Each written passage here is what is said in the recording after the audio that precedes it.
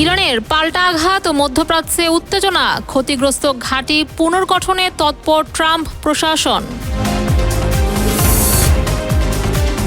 ট্রাম্পের সিদ্ধান্তে থেমে গেল শান্তি আলোচনা, ইরান আমেরিকা নতুন সংকট। দক্ষিণ লেবানন দখলে মরিয়া আইডিএফ, যুদ্ধবিরতি লঙ্ঘন করে সংঘাতের নতুন মোড়। এবং মিত্রদের ওপর ট্রাম্পের গোপন চাপ, যুক্তরাজ্য ও স্পেনের সঙ্গে নতুন কূটনৈতিক টানাপোড়া। আমন্ত্রণ শীর্ষ সংবাদে, সাথে আছি আমি ফারহানা রহমান। শুনছিলেন সংবাদ শিরোনাম, এবারে বিস্তারিত। ইরানে যুক্তরাষ্ট্র ইসরায়েলি আগ্রাসনের জবাবে মধ্যপ্রাচ্যের দেশগুলোর মার্কিন ঘাঁটি ও স্থাপনায় পাল্টা আঘাত হানে আইআরজিসি। যেসব হামলায় উপসাগরীয় দেশগুলোতে ক্ষয়ক্ষতি হয়েছে, গণমাধ্যম মিডল ইস্ট আই বলছে সংঘাতের রেশ কাটতে না কাটতেই পুনর্গঠন প্রক্রিয়া নিয়ে সক্রিয় হয়ে উঠেছে ট্রাম্প প্রশাসন।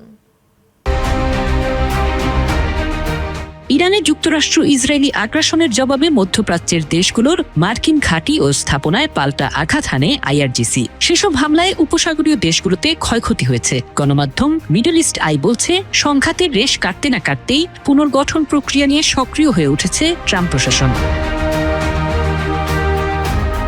গণমাধ্যমটি বলছে কুয়েত, বাহরাইন ও সংযুক্ত আরব আমিরাত সহ যেসব দেশের অবকাঠামো ইরানি ড্রোন ও মিসাইল হামলায় ক্ষতিগ্রস্ত হয়েছে তাদের পুনর্গঠন প্রকল্পে মার্কিন ইঞ্জিনিয়ারিং ও নির্মাণ সংস্থাগুলোকে অগ্রাধিকার দেওয়ার আহ্বান জানিয়েছে ওয়াশিংটন। যুক্তরাষ্ট্রের কর্মকর্তাদের মতে এটি তাদের বৈদেশিক নীতির অংশ, যেখানে অর্থনৈতিক স্বার্থকে সবার উপরে রাখা হচ্ছে। গণমাধ্যমটি আরও বলছে ক্ষয়ক্ষতির পরিমাণ বিবেচনায় এই পুনর্গঠন প্রক্রিয়া মার্কিন কোম্পানিগুলোর জন্য এক বিশাল বাজার তৈরি করতে পারে। শুধুমাত্র জ্বালানি খাতের অবকাঠামো মেরামত করতেই খরচ হতে পারে প্রায় $3,900 কোটি। এর মধ্যে কুয়েতের আন্তর্জাতিক বিমানবন্দর, বিদ্যুৎ ও পানি শোধন কেন্দ্র এবং বাহরাইনের বৃহৎ অ্যালুমিনিয়াম কারখানা ও অ্যামাজনের ক্লাউড কম্পিউটিং অপারেশনের মতো গুরুত্বপূর্ণ স্থাপনাগুলো রয়েছে। তবে পারস্য উপসাগরে এখনও অস্থিরতা বিরাজ করায় মার্কিন এই বাণিজ্যিক চাপকে অনেক দেশই ইতিবাচকভাবে দেখছে না। আরব দেশগুলোর পক্ষ থেকে এই উদ্যোগকে পরিস্থিতি বিবেচনায় কাণ্ডজ্ঞানহীন হিসেবে বর্ণনা করা হয়েছে। উপসাগরীয় দেশগুলো এখনও ইরানের সাথে পুনরায় সংঘাতের আশঙ্কায় রয়েছে এবং আঞ্চলিক নিরাপত্তায় যুক্তরাষ্ট্রের প্রতিশ্রুতি নিয়ে তাদের মনে সংশয় কাটেনি। বিশেষ করে সংযুক্ত আরব আমিরাত, যারা যুদ্ধের সময় প্রায় 2,000 ব্যালিস্টিক মিসাইল ও ড্রোন হামলার শিকার হয়েছিল, তারা এখন সরাসরি বাণিজ্যিক স্বার্থের চেয়ে দীর্ঘমেয়াদী নিরাপত্তাকেই বেশি গুরুত্ব দিচ্ছে। এদিকে জ্বালানি রপ্তানি স্থবির হয়ে পড়ায় অনেক উপসাগরীয় দেশ যুক্তরাষ্ট্রের কাছে ডলার বিনিময়ের সুবিধা চেয়েছে। বিশ্লেষকরা মনে করছেন যুক্তরাষ্ট্র এই সুযোগটিকে একটি বাণিজ্যিক দর কষাকষি হিসেবে ব্যবহার করতে পারে। দেশগুলোকে ডলার সহায়তা দেওয়ার বিনিময়ে তাদের পুনর্গঠন প্রকল্পে মার্কিন সংস্থাগুলোকে কাজ দেওয়ার শর্ত জুড়ে দেওয়া হতে পারে।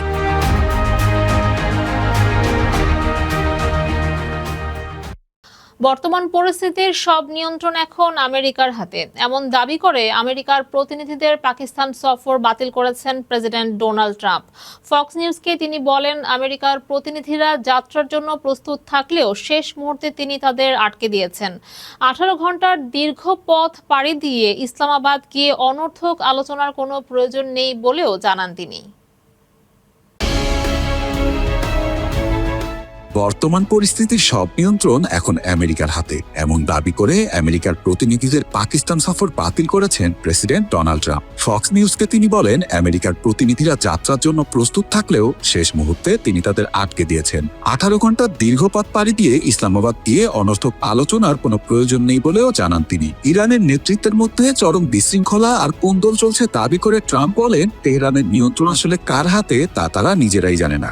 এই বিষয়ে হোয়াইট হাউস আলাদা কোনো বক্তব্য না দিয়ে ট্রাম্পের মন্তব্যকে চূড়ান্ত বলে নিশ্চিত করেছে। ওয়াশিংটনের এমন অনড় অবস্থানের মধ্যেই ইসলামাবাদ সফর শেষ করে ওমানে পৌঁছেছেন ইরানের পররাষ্ট্রমন্ত্রী আব্বাস আরাকচি। আল জাজিরা জানিয়েছে, চলে যাওয়ার আগে যুদ্ধবন্ধের আনুষ্ঠানিক শর্তাবলী পাকিস্তানি নেতাদের হাতে তুলে দিয়েছে তারা। সফর শেষে এক পোস্টে আরাকচি জানান, আঞ্চলিক শান্তি প্রতিষ্ঠায় পাকিস্তানের ভ্রাতৃত্বপূর্ণ প্রচেষ্টাকে তারা মূল্যায়ন করেন। তবে কূটনীতি বিষয়ে ওয়াশিংটনের আন্তরিকতা নিয়ে সংশয় প্রকাশ করেছেন ইরানের পররাষ্ট্রমন্ত্রী। তিনি জানান, আলোচনার বিষয়ে আমেরিকা আসলে কতটা গুরুত্ব দিচ্ছে তা এখনো দেখার বিষয়। এর আগে ইরানের পররাষ্ট্রমন্ত্রীর সঙ্গে বৈঠককে অত্যন্ত উষ্ণ ও আন্তরিক বর্ণনা করেন পাকিস্তানের প্রধানমন্ত্রী শেহবাজ শরীফ। সামাজিক যোগাযোগ মাধ্যম এক্স পোস্টে তিনি জানান, আঞ্চলিক পরিস্থিতির পাশাপাশি দুই দেশের সম্পর্ক শক্তিশালী করার বিষয়েও তাদের মধ্যে আলাপ হয়েছে।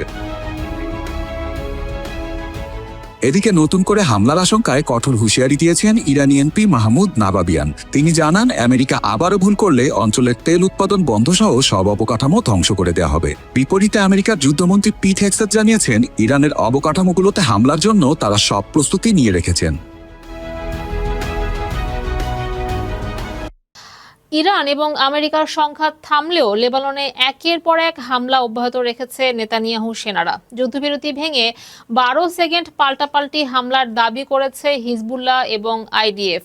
দক্ষিণ লেবাননে সেনা মোতায়েনও রেখেছে তেল আবিব। শুধু লেবাননের সাধারণ মানুষ নয়, বরং নিহত হচ্ছেন জাতিসংঘের শান্তিরক্ষীরাও। ইরান এবং আমেরিকার সংঘাত থামলেও লেবাননে একের পর এক হামলা অব্যাহত রেখেছে নেতানিয়াহু সেনারা। যুদ্ধবিরতি ভেঙে পাল্টাপাল্টি হামলার দাবি করেছে হিজবুল্লাহ এবং আইডিএফ। দক্ষিণ লেবাননে সেনা মোতায়েন রেখেছে তেল আবিব। শুধু লেবাননের সাধারণ মানুষ নয়, বরং নিহত হচ্ছেন জাতিসংঘের শান্তিরক্ষীরাও। সংস্থাটি হুঁশিয়ার করেছে, লেবাননে যুদ্ধ অব্যাহত থাকলে মধ্যপ্রাচ্যে শান্তি ফিরবে না। ডোনাল্ড ট্রাম্পও লেবাননে যুদ্ধবিরতি 3 সপ্তাহ বাড়ানোর ঘোষণা দিলেও আল জাজিরার বিশ্লেষণ বলছে, যুদ্ধ বন্ধে ইরানের শর্তের মধ্যে ছিল লেবাননে হামলা বন্ধ করবে ইসরায়েল। তবে ইরান এবং আমেরিকার আলোচনা নিয়ে কিছুই জানানো হচ্ছে না ইসরায়েলকে। পাকিস্তানে আলোচনার জন্য আমেরিকার প্রতিনিধিরা থাকলেও ইসরায়েলকে এর অন্তর্ভুক্ত করা হয়নি। এমনকি ট্রাম্পের সিদ্ধান্ত মেনে নিতে বাধ্য করা হচ্ছে। এমন অবস্থায় যুদ্ধবিরতির ঘোষণায় নেতানিয়াহুকে অভ্যন্তরীণ রাজনীতিতেও বিপদে ফেলেছে। প্রশ্ন উঠছে, ইসরায়েলের মতের বাহিরে গিয়ে লেবানন এবং ইরানের সাথে যুদ্ধবিরতি কার্যকর হবে কিনা। এমন অবস্থায় আমেরিকা ইসরায়েলের রাজনৈতিক পরামর্শক সাইনকিল্ড মনে করছেন, আমেরিকা এবং ইসরায়েল শক্তিশালী অংশীদার হলেও ওয়াশিংটন চূড়ান্ত গতিপথ নির্ধারণ করে। তবে নেতানিয়াহুর জন্য এটি হুমকি হলে ভিন্ন পথেও হাঁটতে পারে তেল আবিব, যা মধ্যপ্রাচ্যের শান্তি নষ্ট করতে পারে। বিশ্ব রাজনীতিতে কখনো কখনো সবচেয়ে ঘনিষ্ঠ মিত্রদের মধ্যেই তৈরি হয় অপ্রত্যাশিত দূরত্ব। সাম্প্রতিক এক গোপন আলোচনার তথ্য সামনে আসার পর তেমনই এক নতুন কূটনৈতিক টানাপোড়েনের ইঙ্গিত পাওয়া যাচ্ছে যুক্তরাষ্ট্র ও ইউরোপের 2 গুরুত্বপূর্ণ দেশের মধ্যে। যুক্তরাষ্ট্রের প্রেসিডেন্ট ডোনাল্ড ট্রাম্প নাকি যুক্তরাজ্য এবং স্পেনের উপর দিয়ে বিভিন্ন ধরনের চাপ প্রয়োগমূলক পদক্ষেপের বিবেচনা করছেন। বিশ্ব রাজনীতিতে কখনো কখনো সবচেয়ে ঘনিষ্ঠ মিত্রদের মধ্যেই তৈরি হয় অপ্রত্যাশিত দূরত্ব। সাম্প্রতিক এক গোপন আলোচনার তথ্য সামনে আসার পর তেমনই এক নতুন কূটনৈতিক টানাপোড়েনের ইঙ্গিত পাওয়া যাচ্ছে যুক্তরাষ্ট্র ও ইউরোপের 2 গুরুত্বপূর্ণ দেশের মধ্যে। যুক্তরাষ্ট্রের প্রেসিডেন্ট ডোনাল্ড ট্রাম্প নাকি যুক্তরাজ্য এবং স্পেনের উপর বিভিন্ন ধরনের চাপ প্রয়োগমূলক পদক্ষেপের বিবেচনা করছেন, এমনই দাবি করেছে বার্তা সংস্থা রয়টার্স। বিষয়টি সামনে আসে পেন্টাগনের এক অভ্যন্তরীণ ইমেল ফাঁস হওয়ার পর, যেখানে ইউরোপীয় মিত্রদের আচরণ নিয়ে অসন্তোষের ইঙ্গিত দেওয়া হয়েছে। প্রতিবেদনে বলা হয়, ইরান ইস্যুতে প্রত্যাশিত সহযোগিতা না পাওয়াকে কেন্দ্র করে এসব আলোচনা শুরু হয়েছে। ফাঁস হওয়া বার্তায় ন্যাটো মিত্রদের ভূমিকা নিয়ে প্রশ্ন তোলা হয় এবং সম্ভাব্য পদক্ষেপ হিসেবে স্পেনকে ন্যাটো থেকে বাদ দেওয়ার মতো কড়া প্রস্তাবও উঠে আসে। একই সঙ্গে যুক্তরাজ্যের ক্ষেত্রে ফকল্যান্ড দ্বীপপুঞ্জের ইস্যুতে অবস্থান বদলানোর মতো কূটনৈতিক চাপ তৈরির কথাও আলোচনায় আছে। তবে এসব এখনো কোনো আনুষ্ঠানিক সিদ্ধান্ত নয় বলে জানানো হয়েছে। পেন্টাগনের পক্ষ থেকে বলা হয়েছে, এগুলো শুধু নীতিগত বিকল্প পর্যায়ের আলোচনা। অন্যদিকে স্পেনের প্রধানমন্ত্রী পেদ্রো সানচেজ এবং যুক্তরাজ্য উভয়ই স্পষ্টভাবে জানিয়েছে তারা নিজেদের পররাষ্ট্রনীতিতে কোনো ধরনের চাপের কাছে নতি স্বীকার করবে না। ফলে এই আলোচনা ঘিরে নতুন করে প্রশ্ন উঠছে, পশ্চিমা জোটের ভেতর কি তবে সত্যি আস্থা ও ঐক্যের ফাটল ধরছে?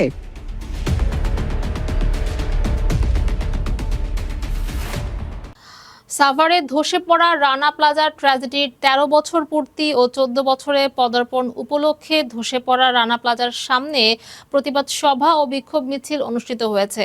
অন্যদিকে উক্ত প্রোগ্রামে অংশগ্রহণ না করে দুর্নীতিবাজ কথিত শ্রমিক নেতা ফরিদুল ইসলাম তার নিজ স্বার্থ হাসিলের জন্য টাকা দিয়ে শ্রমিক ভাড়া করে সাংবাদিকদের বিরুদ্ধে হলুদ সাংবাদিক আখ্যা দিয়ে মানববন্ধন করেন কথিত শ্রমিক নেতা ফরিদুল ইসলাম সহ তার অনুসারীরা। একজন দুর্নীতিবাজ শ্রমিক নেতা ফরিদুল ইসলামের বিরুদ্ধে সংবাদ প্রকাশ করায় ওই দিন সকাল ১১টায় বাইপাইলে মানববন্ধন করেন তিনি। দুর্নীতিবাজ শ্রমিক নেতার এমন কর্মকাণ্ডে উদ্বেগ প্রকাশ করেছেন সাংবাদিক সমাজ।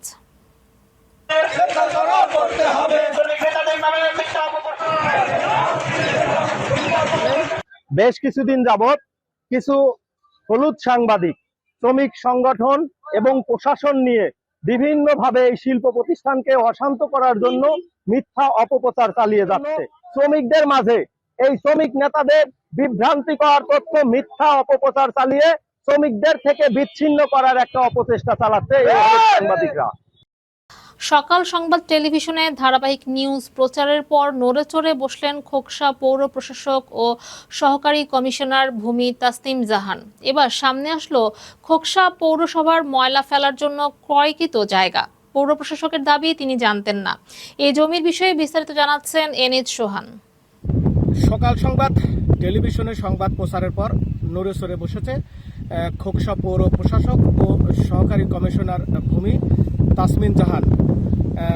সামনে আসলো খোকসা পৌরসভার ময়লা ফেলানোর জন্য যে জায়গাটা, অর্থাৎ খোকসা উপজেলার মধ্যে যে পাতেলডেঙ্গি গ্রাম আছে, সেই পাতেলডেঙ্গি মৌজায় যে জায়গা ক্রয় করা হয়েছিল সেই জায়গাতেই আমি দাঁড়িয়ে আছি। ২০২৪ সালের তৎকালীন খোকসা পৌরসভার যে মেয়র তরিকুল ইসলাম তারিক তিনি এই জায়গাটা ক্রয় করেছিলেন। সেই জায়গাটা আর চতুর্দিকে আমি দেখানোর চেষ্টা করব। এটা হচ্ছে পাতেলডেঙ্গি মৌজা এবং পাতেলডেঙ্গি মৌজার একেবারে ঠিক মাঝখানে, মাঠের মাঝখানে এখানে আসার জন্য, এই জায়গায় আসার জন্য কোনো রাস্তা নেই। যদি এই রাস্তাটা নির্মাণ করা হয় তাহলে আনুমানিক 2 কোটি টাকা খরচ হবে। এই জায়গার উপরে আসতে হলে যে 2 কিলোমিটার রাস্তা তৈরি করতে হবে, সেই 2 কিলোমিটার রাস্তা তৈরি করে তবেই এখানে ময়লার ভাগার আর নির্মাণ করা হবে। কিন্তু এখানকার স্থানীয় এলাকাবাসীর সাথে কথা বলেছি, তারা বলছে যে এখানে ময়লার ভাগার আর কোনোভাবেই নির্মাণ করতে দেওয়া যাবে না বা স্থাপন করতে দেওয়া যাবে না বা এখানে ময়লা ফেলানো যাবে না। তো আসলে আমার প্রশ্ন ছিল যে ময়লার ভাগার, এই যে ময়লার ভাগার আমরা দেখেছি পৌর কর্তৃপক্ষ বা পৌর প্রশাসনের পক্ষ থেকে খোকসা খেয়াঘাটের একটা ঐতিহ্যবাহী খেয়াঘাট, সেই খেয়াঘাটে ময়লা ফেলানো হয়। কিন্তু তখনই আসলে সকাল সংবাদ অনুসন্ধানে মাঠে নামে যে ২০২৪ সালে তৎকালীন পৌরসভার মেয়র তরিকুল ইসলাম তারিক তিনি হচ্ছে এই পাতেলডেঙ্গি মৌজায় একটা জায়গা ক্রয় করেছে, যে জায়গাটা প্রায় 33%। আসলে কার কাছ থেকে ক্রয় করছে, কত টাকা শতাংশ ক্রয় করা হয়েছে, কোনো কিছুই আসলে সামনে আসছিল না। পৌর কর্তৃপক্ষের কাছে জানতে চাইলে ইঞ্জিনিয়ার বলেন যে অফিস সহকারীর কাছে কাগজপত্র আছে, অফিস সহকারী বলে যে ইঞ্জিনিয়ারের কাছে, ইঞ্জিনিয়ার বলে যে পৌর প্রশাসক সহকারী কমিশনার ভূমি তার কাছে আছে। কিন্তু এই যে এই টেবিল থেকে ওই টেবিল, ওই টেবিল থেকে এই টেবিল, এই যে ধাক্কি আসলে এটা আসলে সহজে সামনে আনা যাচ্ছিল না। তারপরেও সামনে এসেছে। আমরা আসলে ফাইনালি সেই জায়গার উপরে আসতে পেরেছি। তো এখানকার স্থানীয় এলাকাবাসীর সাথে কথা বলার চেষ্টা করব যে এখানে ময়লার ভাগার বা এখানে ময়লা ফেলা সম্ভব কিনা। তো আপনার কাছে জানতে চাইবো যে আসলে তৎকালীন পৌর মেয়র এই যে মাঠের মধ্যে যেখানে রাস্তা নেই, এই রাস্তাবিহীন এই জায়গাটা কেন ক্রয় করলে, আর এখানে ময়লা ফেলতে দেবেন কিনা? না, এই জায়গায় আমরা কোনো ময়লা ফেলতে দেবো না। এই এখানে আসার মতন জায়গাও নাই, এখানে ময়লা ফেলতে দেবো না। গ্রামের মানুষজন সবাই ছিল, আপনারা আইছেন, তা কারুর তো আপনারা সংবাদও দেন না কিনা। এখানে কোনো দিনই দেবো না সেই ময়লা ফেলা দিতে। আশেপাশের মধ্যখানে যদি আপনার এই সামান্য জায়গা কিনি আর এই এলাকা ধরে যদি আপনার ময়লা বলতে এটা থাকা যায়, 3-4টে গ্রামের মানুষ এখানে থাকতেই পারবি না। তো বুঝছেন, আপনারা এই জায়গাটা ময়লা উপরে দেন, দরখাস্ত দেন যাতে এনে না করে, আর না তারা দিয়ে যাক। আপনার চেয়ারম্যান এনে আসেই করেছিল না, সে নিজ ইচ্ছাই করেছে, কয়টাইতে জমি নিয়েছে কি মাংনা নেছে তাও তো আমরা জানি না। আচ্ছা, এই জায়গায় আসার কি কোনো রাস্তা আছে না? কোনো রাস্তা নাই, এক রাস্তা ধরেন ওদিকে এই মাঠের মধ্যে রাস্তা নাই, গ্রাম ছাড়িয়ে আসা লাগবে মধ্যে বিলি বসন, এর বিদিন কোনো মাঠই নাই। আচ্ছা, এই জায়গাটার মালিক কারা ছিল এবং কত টাকা শতাংশ এই জায়গাটা ক্রয় করা হয়? এই জায়গাটা আমি কত করে বেছে তা জানি, জায়গাটা আছে ইলালপুরির আপনার এই বাবু মিদ্দার বাস্তিয়ার জায়গা বুঝছেন, এই জায়গাটা সে বিক্রি করেছে। এখন পরে শুনি যে মেয়র হেনে ময়লা ফেলান জানি এইটা তোর পার মানুষ আছে হেনে জীবনও বেলকি দিবি না মানুষ, কেবল মারামারি খুনোখুনি করে মানুষ মরবি বলেন, হেনে কমিন্ডে আসবি, কার জায়গা কাটবি আর কমিন্ডে আসবি। কিনেছিল, করাই করেছিল ঠিকই, কিন্তু এই জায়গা রাস্তা করতে হলে আপনার ওই মেন রোডের তো দুই কিলো আসতে হবে ভিতরে, আর সে রাস্তা করে তারপরে হচ্ছে ময়লা ফেলানোর জায়গা করতে হবে। এই জমিটা ছিল হচ্ছে আপনার এই বাবু মিদ্দার ভাইসকে। বাবু মিদ্দার ভাইসকে বেশি দিল, ওনারা বাড়ি করলো, এই বাড়ি করার জন্য বেশি দিল। বাপ মারা গেছে, মা মারা গেছে, মার চিকিৎসার জন্য বেশিছিল। চাষ করে এখন কিডা করে শুনি, রাজু করে আবার পাট বনেছে না, ওই জায়গা হয় না, রাস্তা নাই, তারপরে ওই জায়গা হয়। আর রাস্তা করতে হলে মেলা টাকার দরকার, প্রায় কোটিখানিক টাকা লাগবে। খাল দিয়ে রাস্তা নিয়ে আসে, পাইলিং করে নিয়ে আসতে হবে রাস্তাটা।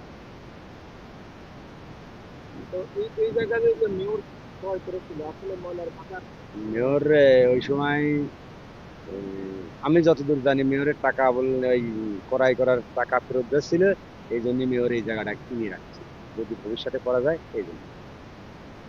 মেয়র কোনো জায়গা ফ্ল্যাটই পাচ্ছিলেন না। আপনি কি এই জায়গাটা ক্রয় বিক্রয়ের সাথে জড়িত ছিলেন? হালকা পাতলা ছিলাম। আমার নাম মোহাম্মদ নুরুল ইসলাম, আমি 8 নম্বর ওয়ার্ডের আমলিকির সেক্রেটারি।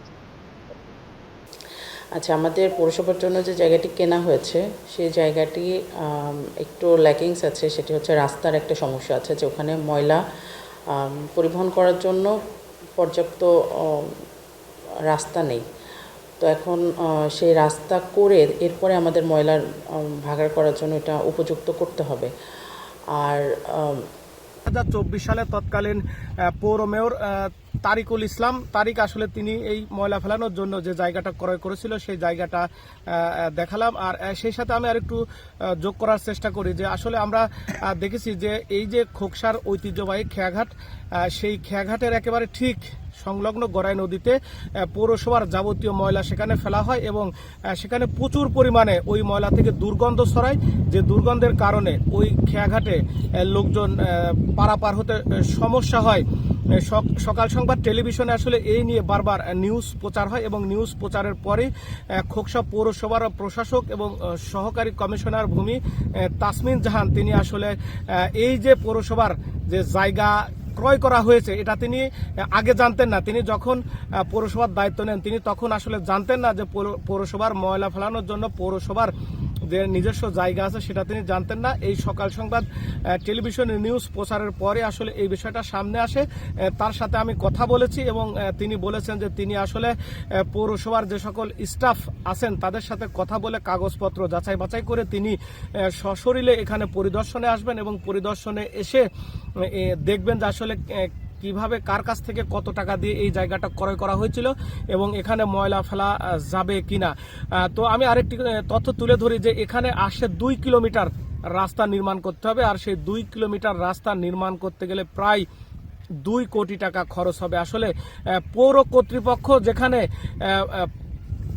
পৌরসভার যে স্টাফ তাদের বেতনই দিতে পারে না, সেখানে আসলে এই যে 2 কোটি টাকার রাস্তা সংস্কার করে রাস্তা তৈরি করে এখানে ময়লা ফেলার জন্য যে ময়লার ভাগাড় তৈরি করবে এটা আসলে একটা কল্পনীয় বিষয়। সেই সাথে আমি আরেকটু তুলে ধরি যে আমি অনুসন্ধান করে যে বিষয়টা জানতে পেরেছি অফ দ্য রেকর্ডে, সেটা হচ্ছে যে আসলে এই জায়গা ক্রয় করতে গিয়ে আসলে ব্যাপক অনিয়ম দুর্নীতি হয়েছে। আসলে এখন পর্যন্ত জানা যায়নি যে এখানে কয় শতাংশ জমি এবং কত টাকা দিয়ে এই জমি জমি ক্রয় করেছে। শুধু এটুকু জানা গিয়েছে যে পৌরসভার একটা টাকা ছিল, যদি ওই মুহূর্তে এই জায়গাটা যদি ক্রয় করা না হয় তাহলে ওই টাকাটা হচ্ছে মিনিস্ট্রিতে ফেরত যাবে, এইরকম একটা কথা অফ দ্য রেকর্ডে শোনা যায়। তো আসলে এই কথাটা কতটুকু সত্য তাও জানি না, এবং অফ দ্য রেকর্ডে এটাও শোনা যায় যে আসলে পৌরসভার যে স্টাফ তাদের 4 মাসের বেতন বন্ধ করে তৎকালীন পৌর মেয়র তারিকুল ইসলাম তারিক জোরপূর্বক পেশি শক্তি খাটিয়ে তিনি এই টাকাগুলো আত্মসাৎ, অনিয়ম, দুর্নীতি করার মধ্য দিয়ে এই জায়গাটা ক্রয় করেন। এখন আসলে দেখার বিষয় যে পৌর প্রশাসক তাসমিন জাহান আসলে তিনি কি সিদ্ধান্ত নেন। তো আসলে এই যে সকাল টেলিভিশনের অনুসন্ধানে অবশেষে সামনে আসলো পৌরসভার ময়লা ফেলানোর জায়গা, যেটা পাতিলডেঙ্গি মৌজাতে ক্রয় করা হয়েছিল 2024 সালে, আর এখন চলছে 2026 সাল। এই 2 বছর পর এই জায়গাটা সামনে আসলো, এবং এটাও জানি যে আসলে এই জায়গাটা অর্থাৎ পৌরসভার যে অফিস সহায়ক রাজু, সেই রাজুর দখলে আছে। রাজু এখানে চাষাবাদ করেন এই 2 বছর ধরে। এখন এই জমিতে পাট রোপণ করা আছে। এই যে আমার পাশে একজন কৃষক ছিল, তার সাথে কথা বলেছে। আসলে তিনি বলেছেন যে এখানে যে পাট 6 মণ পাট হবে, কিন্তু পৌরসভার পক্ষ থেকে এই জায়গাটা লিজ দেওয়া হয়নি। আমরা দেখেছি যে বিভিন্ন মাঠ ঘাট, পুকুর, নদী নালা, খাল বিল যা আছে সব পৌরসভা লিজ দেন, ইজারা দেন, কিন্তু কেন এই জায়গাটা 2 বছরের মধ্যে ইজারা দেওয়া হলো না, এবং রাজু কিভাবে এই জায়গাটা নিজের দখলে রেখেছেন, দখলে রেখে এখানে চাষাবাদ করছেন। এই ছিল আমার কাছে খোকসা পৌরসভার ময়লা ফেলানোর জায়গার সর্বশেষ তথ্য। এরপরে সহকারী কমিশনার ভূমি বা পৌর প্রশাসক যে সিদ্ধান্ত নেন, সেই আপডেটটা অবশ্যই আমি এই সকাল টেলিভিশনের দর্শকদের জানিয়ে দেব। এই ছিল আমার কাছে সর্বশেষ তথ্য। নরসিংদীতে বিদ্যুৎ উপকেন্দ্রের নিরাপত্তা প্রহরী ও লাইনম্যানকে অস্ত্রের মুখে জিম্মি করে প্রায় 4 লাখ টাকা মূল্যমানের তামার তার, ডিসকানেক্ট সুইচ এর ব্লেড, কন্ট্রোল প্যানেল, কেবল ও রাইজারের তার লুট করে নিয়েছে একটি চক্র। রবিবার ভোর 4:30টার দিকে পল্লী বিদ্যুৎ সমিতি 1-এর অধীনে নরসিংদীর পলাশ উপজেলার ঘোড়াশালের অধীনস্থ ভাগদি 33/11 কেভি লাইনের 20 কেভি বিদ্যুৎ উপকেন্দ্রে এই ঘটনা ঘটে। নরসিংদী পল্লী বিদ্যুৎ সমিতি 1-এর ঘোড়াশাল জোনাল অফিসের মহাব্যবস্থাপক মোহাম্মদ মনোয়ার হোসেন সুমন জানান, রবিবার ভোরে ভাগদি সাবস্টেশনে কর্মরত লাইনম্যান আব্দুল ওয়াজেদ ও নিরাপত্তা প্রহরী ইয়াসিনকে 3টি মোটরসাইকেল যোগে আসা 5 থেকে 6 দুর্বৃত্ত দেশীয় অস্ত্রের মুখে জিম্মি করে। পূর্ববর্তী যে ডিউটিম্যান রাত্রে ছিল, ওনারা খুব ভয়ে কাঁপতেছে আর কি। আশেপাশে জিজ্ঞেস করলাম কি অবস্থা ভাই, কি সমস্যা, তখন ওনারা বললো যে এই 4:30 থেকে 5টার ভিতরে ওর দেশীয় অস্ত্র সহ 5 জন লোক মোটরসাইকেল যুগে আসে, 2টা মোটরসাইকেল যুগে ওনাদের আসে। 3 জন ওনাদেরকে জিম্মি করে রাখে অস্ত্র সহ, আর 2 জনে ওই পাশে আমাদের যে বিদ্যুৎ সরবরাহ যে ফিডারের যে আমার তার দিয়ে আমরা যে কানেকশন গুলা করে থাকি, ওগুলা ওরা 2 জনে কাটে। আমাদের সাবস্টেশনের ফেন্সিং আছে পিছন দিকে থেকে ফেন্সিং কেটে তারপরে ওরা ঢুকে। আমি ডিজিএম মোহাম্মদ মনোয়ার হোসেন সুমন। গত রাত্রে আমাদের এই অফিসের আওতায় বাগদি উপকেন্দ্রে একটি অনাকাঙ্ক্ষিত ঘটনা ঘটে যায়। ভোর 4টার দিকে 3 জন মোটরসাইকেল নিয়ে এসে আমাদের বাগদি সাব স্টেশনে প্রবেশ করে এবং আমাদের সিকিউরিটি গার্ড এবং লাইনম্যানদের জিম্মি করে আমাদের বিদ্যুৎ সরবরাহের যে এসিআর, সেটা যে রাইজারের তার রয়েছে, তাওয়া তার, এগুলা খুলে নিয়ে যায় এবং কি বিভিন্ন মূল্যবান যন্ত্রাংশ তারা খুলে নিয়ে যায়। আমাদের লোকদের দেশীয় অস্ত্রশস্ত্র দ্বারা তারা জিম্মি করে রাখে। যেহেতু এটি একটা কেপিয়া সম্পত্তি, আমি স্থানীয় প্রশাসনের সুদৃষ্টি কামনা করছি যাতে এটা আমরা রক্ষা করতে পারি এবং নিরবিচ্ছিন্ন বিদ্যুৎ যাতে ঘোড়াশালবাসীকে দিতে পারি। ধন্যবাদ। ক্ষয়ক্ষতির পরিমাণ তো এইগুলা যন্ত্রাংশ মিলে 2-4 লক্ষ টাকা হবে। ঢাকা ও নারায়ণগঞ্জের সীমানাবর্তী রূপগঞ্জ উপজেলার ডেমরা কামশের সড়কে বালু নদের কেওঢালা সেতু নির্মাণ কাজের উদ্বোধন করা হয়েছে। উপজেলার কায়েতপাড়া ইউনিয়নের কেওঢালা এলাকায় এই সেতু নির্মাণ কাজের উদ্বোধন করে নারায়ণগঞ্জ 1 আসনের সংসদ সদস্য মুস্তাফিজুর রহমান ভুইয়া দীপু। আয়োজিত উদ্বোধনী অনুষ্ঠানে উপস্থিত ছিলেন নারায়ণগঞ্জ জেলা নির্বাহী প্রকৌশলী আহসানুজ্জামান, রূপগঞ্জ উপজেলা নির্বাহী অফিসার সাইফুল ইসলাম, প্রকৌশলী আক্তার হোসেন, শফিউল আলম শ্যামল, আলহাজ গোলাম ফারুক খোকন, মাহফুজুর রহমান হুমায়ুন সহ আরো অনেকে। পাবে না, আপনাদের জমির দাম 10 টাকার জমি 5 টাকা করে কিনবে। এই ধান্দার জন্য এই বীজটা না হওয়ার জন্য চেষ্টা করছে। আমি ধন্যবাদ জানাই যে এখানে প্রশাসনের যারা আছেন তারা এত আন্তরিক, তারা মিলে তাদের উৎসাহের মাধ্যমে, তাদের প্রচেষ্টার মাধ্যমে আজকে এই বীজটা হচ্ছে। ইভেন অতি শীঘ্রই, মানে বাংলাদেশের আমার জানা নাই 2 মাসের মধ্যে কোথাও 100 কোটি টাকার বীজের ভিত্তি স্থাপন হয়েছে আমার জানা নাই, কিন্তু এটা রূপগঞ্জবাসী, আপনারা কায়েতপাড়ার মানুষ এটা পেয়েছেন। ফলে সরকারি কোনো জিনিস যদি চায় তারা একবার করে নিলে আমাদের কোনো আপত্তি নাই। এখন সরকারি একটি সংস্থা, সেই সংস্থা বলছে তারা আমাদের জমি নিবে, আমরা মেনে নিয়েছি। আমাদেরকে প্রপার দাম দেন জমির, আর দয়া করে তারা কতটুকু জায়গা নিবে এই জায়গাটাকে আমাকে ডিমার্কেশন করে দেন। বসে ওনারা কি চাচ্ছে আমাদেরকে এটা একটা সমাধান পর্যায়ে নিয়ে যান দয়া করে। সাথে আছে, আমরা এটা সমাধান চাই। আপনারা চান? হাত তোলেন দেখি। নারায়ণগঞ্জ সদর উপজেলার ফতুল্লা রেললাইন বটতলা এলাকায় প্যাটার্ন ফিনিশিং নামের একটি ডাইং কারখানায় গ্যাস চুরির অভিযোগে গ্যাস সংযোগ বিচ্ছিন্ন করেছে তিতাস গ্যাস কর্তৃপক্ষ। Titas gas transmission and distribution company নারায়ণগঞ্জের একটি দল এ অভিযান পরিচালনা করে। তিতাস কর্তৃপক্ষ জানায় সংযোগটি আমজাদ হোসেন মোল্লার নামে হলেও বর্তমানে এটি ভাড়ায় ব্যবহৃত হচ্ছে। অভিযানে নেতৃত্ব দেন ডেপুটি জেনারেল ম্যানেজার মঞ্জুর আজিজ মোহন। অভিযানে উপস্থিত ছিলেন ফতুল্লা জোনের জোনাল ম্যানেজার প্রকৌশলী মোহাম্মদ আতিকুর রহমান, নারায়ণগঞ্জ অঞ্চলের জোনাল ম্যানেজার প্রকৌশলী মোহাম্মদ আসাদুজ্জামান আজাদ এবং জরুরি ব্যবস্থাপক শাহ এমদাদ হোসেন।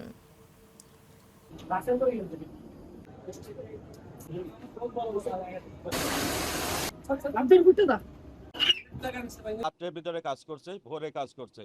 এজন্য আমাদের আঞ্চলিক যে ভিজিলেন্স টিম আছে, এই আঞ্চলিক ভিজিলেন্স টিম ভোরে ফজরের নামাজ পড়ে তারা এই অভিযানে আসছে এবং অভিযোগের প্রেক্ষিতে এই আঙ্গিনে আসছে। এটার নাম হলো প্যাটার্ন ফিনিশিং। প্যাটার্ন ফিনিশিংয়ে আসছে, এসে তারা দেখে যে RMS এর রুম তালাবদ্ধ, কিন্তু তার ফাঁক দিয়ে দেখে যে RMS এর ইয়েতে RMS মিটারে হলো 3টা চম্বুক ম্যাগনেট ফিট করা, যার কারণে আমাদের মূল মিটারটা যেটা মেকানিক্যাল মিটার স্লো করে, যেটা ইবিসি মিটার আছে সেই ইবিসি মিটারের পালসটা বন্ধ করে রাখছে। এইভাবে তারা গ্যাস চুরি করছে।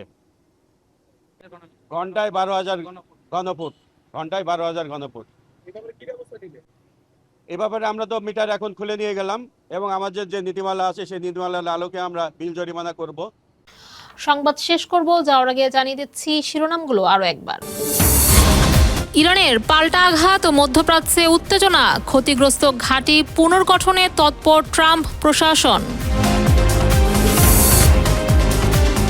ট্রাম্পের সিদ্ধান্তে থেমে গেল শান্তি আলোচনা, ইরান আমেরিকা নতুন সংকট।